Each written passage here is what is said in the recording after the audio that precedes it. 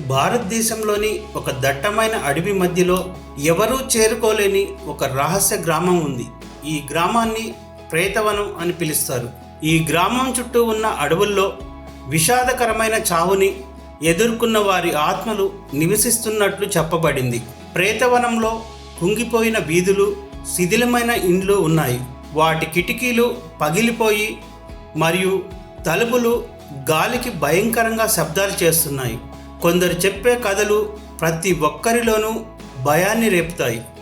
పౌర్ణమి రాత్రి ఒక దెయ్యం వీధుల్లో తిరుగుతుందని, దుఃఖంతో విలపిస్తూ మరణించిన ఆత్మలను మరణానంతర జీవితంలోకి చేరడానికి వెతుకుతున్నాయని కొందరు చెప్తారు.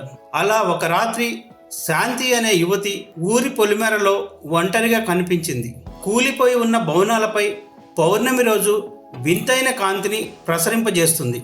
ఖాళీ వీధుల్లో శాంతి అడుగులు ప్రతిధ్వనిస్తున్నప్పుడు ఆమె గుండె శబ్దం ఆమెకు వినిపిస్తుంది.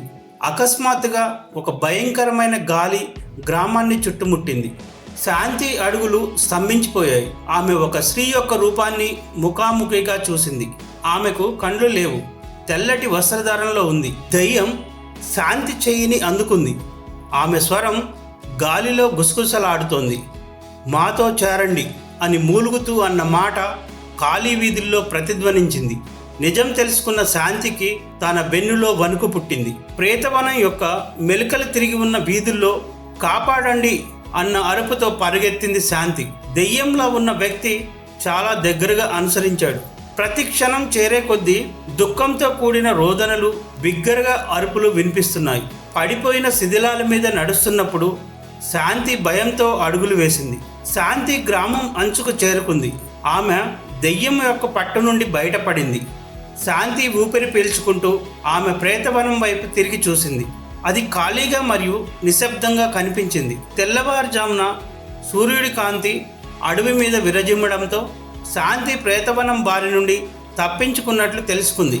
కానీ ఆ వెంటాడే రాత్రి జ్ఞాపకం తనతో ఎప్పటికీ నిలిచిపోతుందని ఆమెకు తెలుసు. ప్రేతవనం నీడలో దాగి ఉన్న చీకటి కథ మరో ఎపిసోడ్లో చూద్దాం.